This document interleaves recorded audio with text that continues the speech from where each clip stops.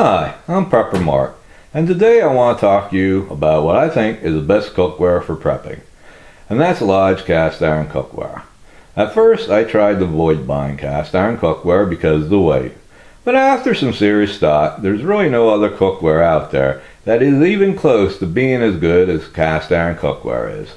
I prefer large cast iron cookware because Lodge has been making quality cast iron cookware for over 100 years now, and it's still made in the USA. Some of the reasons I think Lodge cast iron cookware is the perfect cookware for prepping is it can be used on every type of cooking surface. You can use it on ceramic top stoves, electric stoves, gas stoves, all types of portable stoves. You can use it to cook on charcoal, use it to cook over, and even in campfires. Lodge cast iron cookware has a heat rating of 500 degrees, so you don't have to worry about it getting too hot. When cast iron cookware is seasoned properly, it has a better non-stick surface than your regular non-stick type of cookware does. And unlike non-stick cookware, it won't peel off into your food after you use it for a while, like non-stick surfaces will. The more you use cast iron cookware, the better it gets too.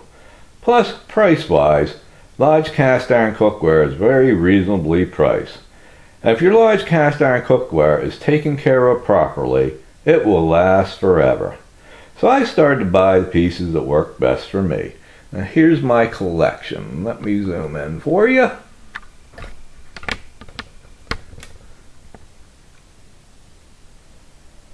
I have a 10-quart Camp Dutch oven.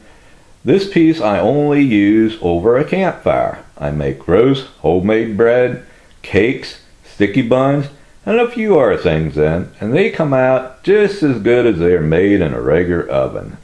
Next I have a 7-quart Dutch oven and a 5-quart Dutch oven. For these two pieces, I found a great way to season them. I use a 7-quart Dutch oven to deep fry French fries in, and my 5-quart Dutch oven to deep fry chicken tenders in. And after a couple batches of French fries and chicken tenders, they are well seasoned. Next is my 2-quart Dutch oven, and then I have a 3-quart combo cooker. It's a 3-quart deep skillet with a 10-inch skillet lid, and the skillet lid works great for making a couple eggs in. Next I have my 2 loaf pans, which make the best homemade bread.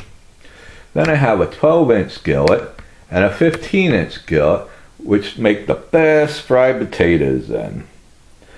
Then I have my 2 lid stands.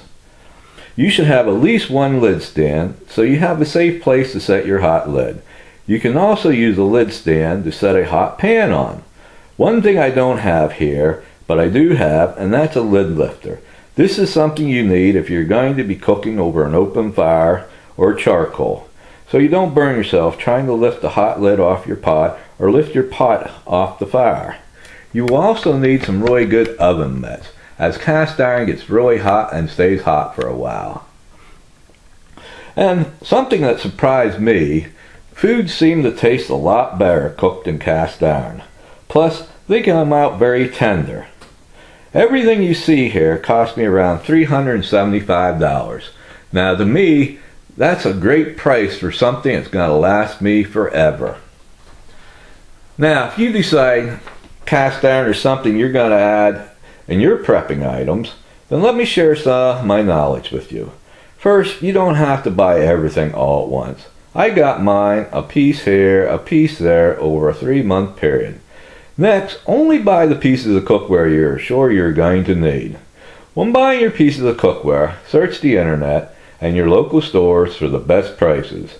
And remember, if you order pieces of cookware online, watch out for shipping prices, because cast iron is heavy and you could end up paying more for shipping than you paid for your piece of cookware.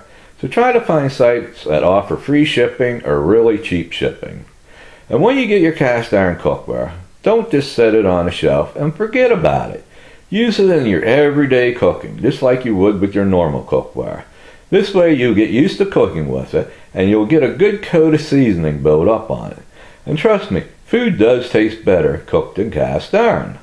Lodge cast iron cookware comes pre-seasoned, which is great, but when I get a new piece, I still wash it out and then re-season it again by myself so it helps foods from sticking. To season your cast iron cookware, all you do is put a really light coat of vegetable oil on. Then place it upside down in your oven at 400 degrees for an hour.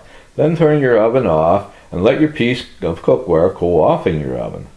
When cooking with cast iron, let your pan slowly warm up. Then use vegetable oil or olive oil in your pan. Always let your cast iron cookware warm up before putting anything in it, as this will help keep foods from sticking in your pans. The more seasoned the pan gets, then the less oil you'll have to use. Never use metal utensils with cast iron cookware, as it can scratch the seasoning off and then your foods will stick. When cast iron cookware is good and seasoned, you will have a really shiny black surface.